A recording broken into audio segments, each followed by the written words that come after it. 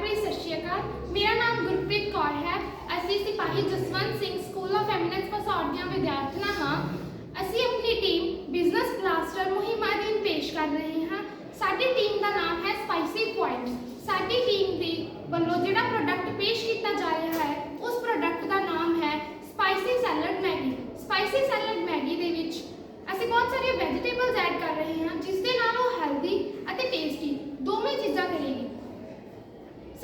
ਸਾਡਾ product Maggi salad Maggi बहुत ही ज़्यादा टेस्टी क्योंकि ਅਸੀਂ ਉਸ ਦੇ ਵਿੱਚ ਬਹੁਤ ਸਾਰੀਆਂ ਵੈਜੀਟੇਬਲਸ ਐਡ ਕਰ ਰਹੇ ਹਾਂ। ਵੈਜੀਟੇਬਲਸ ਲਾਈਕ ਮਟਰ, ਲਾਲ ਟਮਾਟਰ, ਗਾਜਰ, ਸ਼ਿਮਲਾ ਮਿਰਚ ਆਦਿ। ਇਹਨਾਂ ਸਾਰੀਆਂ ਵੈਜੀਟੇਬਲਸ ਸਾਡੀ ਸਿਹਤ ਲਈ ਬਹੁਤ ਜ਼ਿਆਦਾ ਹੈਲਥ ਕੌਨਸ਼ੀਅਸ ਹੁੰਦੀਆਂ ਨੇਗੀਆਂ, ਜਿਸ ਕਰਕੇ ਇਹ ਮੈਗੀ ਵੀ ਸਾਡੀ ਸਿਹਤ ਦੇ ਲਈ ਸਵਾਦ ਅਤੇ ਧੰਨਵਾਦ।